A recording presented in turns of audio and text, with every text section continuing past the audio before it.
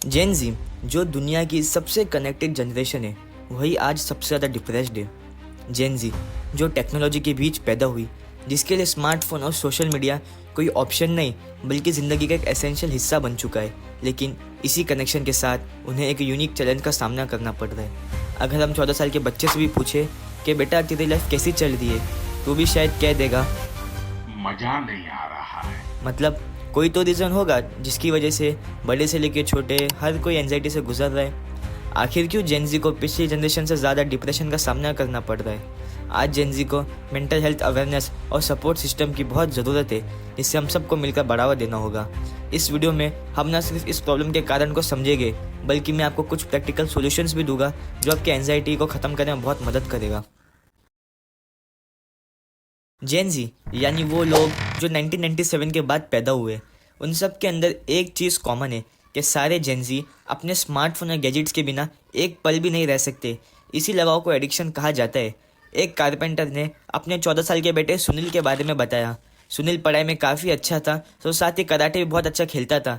लेकिन जब से कोविड की वजह से स्कूल बंद हो गई, तो उसके पेरेंट्स ने उसे एक प्ले स्टेशन खरीद कर दिया ताकि उसका टाइम पास घर पर ही हो जाए। शुरू में प्ले स्टेशन ने सुनील की ज़िंदगी में काफ़ी अच्छा असर डाला। उसने गेम्स का मज़ा लिया और ऑनलाइन फ्रेंड्स भी बनाया। लेकिन धीरे धीरे जब वो ज़्यादा समय फोर्टनाइट खेलने लगा, तो उसके बिहेवियर में चेंजेस नज़र आने लगे। उसमें डिप्रेशन, लेजीनेस और गुस्सा बढ़ने लगा। उसके पेरेंट्स को समझ नहीं आता था कि कैसे सुनील को इस सिचुएशन से निकाला जाए। वो देख रहे थे कि प्ले स्टेशन और ऑनलाइन गेम्स ने सुनील की ज़िंदगी में कितना बुरा असर डाल चुका है। लेकिन उसका पूरा टाइम सिर्फ गेम्स और ऑनलाइन दोस्तों के साथ ही गुजरता था और अपनी रियल लाइफ से वो दूर होते जा रहा था। जब पेरेंट्स ने उसे समझाने की कोशिश की, तो सुनील ज़्यादा चिड़चिड़ा और गुस्से वाला बन गया। उसके बिहेवियर में इतना बदलाव आया कि उन्हें यह समझ आने लगा कि एडिक्शन सिर्फ एक टाइम पास नहीं बल्कि एक सीरियस प्रॉब्लम बन चुकी है। इस टेक्नोलॉजी एडिक्शन का सबसे बुरा असर ये है कि वह इंसान को अपनी असली ज़िंदगी से दूर ले जाता है और उन्हें वर्चुअल वर्ल्ड का एक कैदी बना देता है। सुनील की स्टोरी आज हर जेनजी की कहानी है, जहाँ टेक्नोलॉजी उन्हें एक ट्रैप में फंसा रही है, जहाँ से निकलना मुश्किल लगता है। टेक्नोलॉजी जेनजी के लिए टूल नहीं, इनफैक्ट उनकी लाइफ का एसेंशियल पार्ट बन चुका है। Social media platforms like Instagram, Twitter, TikTok, YouTube, इनके डे टू डे इंटरेक्शन एक मेजर सोर्स बन गए हैं। इंस्टेंट ग्रेटिफिकेशन यानी तुरंत डोपामिन हिट मिलना उन्हें और ज़्यादा एडिक्टेड कर रहा है। एक सर्वे से हमें यह मालूम पड़ा कि फिल्टर्ड फोटोज़ और अनरियलिस्टिक ब्यूटी स्टैंडर्ड्स को देखकर जेनजी खुद को इनसिक्योर महसूस करते हैं। जब लोग अपने फेवरेट इन्फ्लुएंसर को परफेक्ट बॉडी और फ्लॉलेस स्किन के साथ देखते हैं, तो उन्हें लगता है कि वो इनसे कहीं पीछे है, जो उनके सेल्फ एस्टीम को अफेक्ट करता है। ऐसे मोमेंट्स में डिप्रेशन और एंजाइटी का रिस्क बहुत बढ़ जाता है।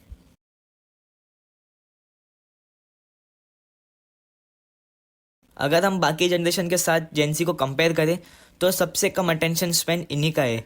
सोर्सेज के मुताबिक जेनजी का अटेंशन स्पैन सिर्फ 8 सेकंड तक का है। ये प्रॉब्लम बढ़ने का एक बड़ा रीज़न है कि शॉर्ट फॉर्म कंटेंट्स जैसे इंस्टाग्राम रील्स, यूट्यूब शॉर्ट्स और टिकटॉक, इसका सीधा मतलब है जेनजी हमेशा कुछ नया और पहले से भी अच्छा कंटेंट की तलाश में रहता है। यही रीज़न है वो जल्दी से बोर हो जाता है। हार्वर्ड बिजनेस रिव्यू का एक आर्टिकल में ये भी मेंशन किया गया था कि जेनजी कंटिन्यूसली अपने फ़ोन पर नोटिफिकेशन चेक करता रहता है, जो उनकी लर्निंग और प्रोफेशनल प्रोडक्टिविटी को नेगेटिवली इम्पैक्ट करता है। रिया, जो कि मुंबई में रहती है, उसके पेरेंट्स ने रिया को इंस्टा से दूर करने के लिए बहुत कोशिशें की। वो देख रहे थे कि सोशल मीडिया रिया की मेंटल हेल्थ पे बहुत बुरा असर डाल रहा है। उसका पूरा दिन सिर्फ रील स्क्रॉल करने में निकल जाता था। वो पहले स्टडीज़ में भी काफ़ी अच्छी थी, लेकिन जब से वो सोशल मीडिया यूज़ करने लगी, तब से वो स्टडीज़ में पीछे होने लगी। उसकी असल वजह थी, वो जब भी रील स्क्रॉल करती, उसको हमेशा कुछ ना कुछ नया चीज़ को देखने मिलता था और उसका डोपामिन रिलीज़ होता रहता। बार बार डोपामिन रिलीज़ होने की वजह से उसको हर वक्त मज़ा आता और कब सुबह से शाम हो जाती उसे समझ ही नहीं आता था। इसीलिए रिया का स्क्रीन टाइम कम करने के लिए उन्होंने काफ़ी प्रोग्राम्स इंस्टॉल किए, लेकिन ये एक कंटिन्यूस स्ट्रगल बन चुका था। रिया हर बार रेस्ट्रिक्शंस को तोड़ने के लिए नया रास्ता ढूंढ निकाल लेती। एक बार तो रिया ने अपने माँ बाप को साफ साफ कह दिया था कि अगर मेरी प्राइवेसी में तुम लोग ने इंटरफेयर किया तो मैं अपनी जान ले लूँगी। उसके पेरेंट्स को लगने लगा कि अगर उसे फ़ोन से दूर रखना है तो उसे किसी कैंप में भेजना होगा। रिया जब समर कैंप जाती, तो वो बिना फ़ोन कर जाती थी और कैंप में नॉर्मल हो जाती। लेकिन जैसे ही वो घर पर आने के बाद उसके हाथ में फ़ोन आता, तो पहले की तरह बन जाती। फिर उसके पेरेंट ने एक पुराना 2 GB वाला फ़ोन दिया और धीरे धीरे रिया ठीक भी हो गई और उसका अटेंशन स्पेन भी नॉर्मल हो गया। न्यूज़ आर्टिकल्स ने बताया कि FOMO, fear of missing out, एक ऐसी कंडीशन बन गई है जो ज़्यादातर जेनजी को अफेक्ट करती है। रिया को भी हर वक्त इसी बात का खौफ होता था कि मैं कोई ऐसी चीज़ मिस ना कर दूं, इसलिए वो हमेशा एक के बाद एक रील स्क्रॉल करती रहती और देखते देखते सुबह से शाम हो जाती। कोविड के बाद से यूथ में एक बड़ा चेंज देखने मिला है। जो पहला ग्राउंड में फुटबॉल खेला करते थे, अब वही लोग ऑनलाइन फुटबॉल खेलने में बिजी है। शायद ये बात बहुत से लोगों को पसंद न है, बट पबजी या बीजीएमआई उसने अपना इतना एडिक्शन फैला रखा है कि बच्चे गेम के करेक्टर्स खरीदने के लिए अपने ही घर पर चोरी कर देते हैं। मनीष और ध्रुव जो बचपन से एक दूसरे को पहचानते हैं। मनीष एक इंट्रोवर्ट लड़का है जो अपने दोस्तों और फैमिली के साथ कम बात करता है और अपने इमोशंस को छुपाने की आदत बना चुका है।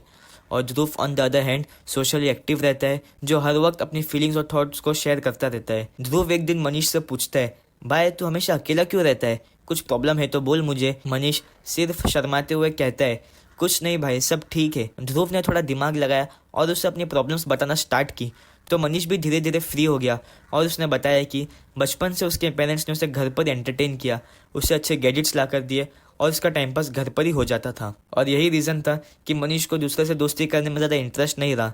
वो ऑनलाइन दोस्तों से खुलकर बात करता था, but face to face communication की बारी आती तो पीछे हो जाता था।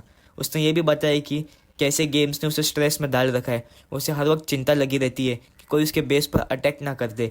जेंजी के पास आज सब कुछ है, लेकिन सबसे ज़्यादा डिप्रेस्ड भी वही है। अब मनीष का पूरा टाइम घर पर रहने से उसका कॉन्फिडेंस कम हो चुका है और इसीलिए वो फेस टू फेस कम्युनिकेशन से डरता है। दोस्तों, ये सिर्फ मनीष की कहानी नहीं है, इनफैक्ट आज के मैक्सिमम बच्चों की कहानी है। आप ज़रा गौर करेंगे तो मनीष ने बोला था कि उसे हर वक्त टेंशन लगा रहता है कि उसके बेस पर कोई अटैक ना करते, और यही टेंशन उसे हमेशा स्ट्रेस में रखता है। आजकल जेनजी यानी आज के यूथ को ऑनलाइन दुनिया से बहुत ज़्यादा लगाव है और वो अपनी ज़िंदगी का बहुत बड़ा हिस्सा सोशल मीडिया प्लेटफॉर्म्स पर शेयर करते हैं। चाहे वो अपना डेली रूटीन हो, लोकेशन हो या फिर पर्सनल डिटेल्स जैसे इंटरेस्ट और कॉन्टैक्ट इन्फॉर्मेशन, ये सब चीज़ें बिना सोच समझ के ऑनलाइन डाल दी जाती है। वो बस दोस्तों से कनेक्ट होने और ज़्यादा फॉलोअर्स पाने के चक्कर में अपनी डिटेल्स खुला छोड़ देते हैं, जैसे इंस्टाग्राम स्टोरीज़ या पोस्ट में अपने एग्जैक्ट लोकेशन को टैग करना, या फिर ऑनलाइन चैलेंजेस के दौरान अपने प्राइवेट डेटा को पब्लिकली शेयर करना, जो कभी कभी हैकर्स और स्कैमर्स के हाथ लग जाते हैं। डॉक्टर अलीशा लाल जी, जो कि मुंबई की एक कंसल्टेंट साइकोलॉजिस्ट और स्पेशल एजुकेटर है, उन्होंने एक बहुत ही वैल्यूबल बात बताई है। उनका कहना है कि एंशियस फील करना नॉर्मल है, लेकिन हमें उसे डील करने के लिए कुछ कोपिंग मैकेनिज्म डेवलप करने होंगे। तो अब मैं आपको कुछ टिप्स बताऊंगा जो एक्सपर्ट्स ने प्रिस्क्राइब किए हैं। Create a meaningful connection. एक स्ट्रॉन्ग सपोर्ट सिस्टम वो होता है जो आपको इमोशनली सोशली सपोर्ट करे। इसमें दोस्त, फैमिली और ऐसे लोग भी शामिल है जो आपके साथ खुशी और गम दोनों में खड़े रहे। इसलिए आपको अपनी फैमिली और दोस्तों के साथ रेगुलर इंटरेक्शन करना होगा। आपको ऐसी कम्युनिटीज़ ज्वाइन करनी होगी जिसमें आपका इंटरेस्ट हो। आपको उन लोगों से दोस्ती करनी होगी जो आपको हमेशा सपोर्ट करे। कभी भी नेगेटिव लोगों से दोस्ती मत करना, क्योंकि जब आप फेल होगे तो वो बोलेंगे मैंने तो बोला था पर तू सुना नहीं। लेकिन अगर आप कुछ अच्छा कर लिए तो आपसे नाराज़ हो जाएंगे, इसलिए उनसे डिस्टेंस मेंटेन करना ही बेहतर होता है। Second, connect with your self. खुद की फीलिंग और इमोशन को समझना, उससे कनेक्ट होना और उन्हें किसी से शेयर करना मेंटल हेल्थ के लिए बहुत ज़रूरी है। और इसे कैसे करना है, आप अपने डेली थॉट्स को और इमोशंस को डायरी में लिख लिया करो। इससे आपको बेटर फील होगा और आपका स्ट्रेस भी कम होगा। Mindfulness meditation. जब आप मेडिटेशन करोगे तो आपको प्रेजेंट मोमेंट में रहने का और खुद को बिना जज करने में हेल्प करेगा। और साथ ही simple deep breathing exercise anxiety कम करने में हेल्प करती है, जो आपको काम फील करवाएगी। Third, invest time in self care. Self care का मतलब तो आप सबको पता ही होगा कि खुद पर फोकस करना है, हेल्थ पर ध्यान देना है एंड एक्सेट्रा। पर सेल्फ केयर को करना कैसे है? सबसे पहले अपनी हॉबीज़ जैसी पेंटिंग, गार्डनिंग या रीडिंग में टाइम दें, क्योंकि अगर आप अपने आप को जो चीज़ पसंद है उसे करेंगे तो आपको अंदर से सेटिस्फेक्शन मिलेगी। रेगुलर एक्सरसाइज से ना सिर्फ आप फिट रहेंगे, इनफैक्ट आपकी मेंटल हेल्थ भी काफ़ी अच्छी रहेगी। योगा, स्पा, ऐसे कुछ मेथड्स भी आप यूज़ करें जिससे आपको खुद को रिलैक्स हो। Fourth, practice mindful social media consumption. Stress और डिप्रेशन का मेन रीज़न सोशल मीडिया ही है, क्योंकि सोशल मीडिया में मैक्सिमम फेक होता है। इसीलिए आपको अपना सोशल मीडिया कंजम्पशन कम करना होगा, ताकि आपका माइंड वर्चुअल दुनिया से रियल वर्ल्ड में एंटर करेगा। और इसे कम कैसे करना है? सबसे पहले आप डेली चेक करें कि आपका स्क्रीन टाइम कितना है, आप इंस्टा कितना टाइम यूज़ करते हो। और आपको एक बार में ही पूरा टाइम रिड्यूस नहीं करना है, वरना आप थोड़े दिन बाद फिर से पहले की तरह पूरा दिन फ़ोन पर गुजारने लगोगे। आप ये बात का ध्यान दें कि आप जो भी कंटेंट कंज्यूम करो वो हमेशा आपको पॉजिटिव फील करवाए। और आप जब भी सोशल मीडिया यूज़ करोगे तो आप उसे सिर्फ काम के लिए, जैसे कि लर्निंग और नेटवर्किंग के लिए यूज़ करें, ना किसी फालतू यूज़ के लिए।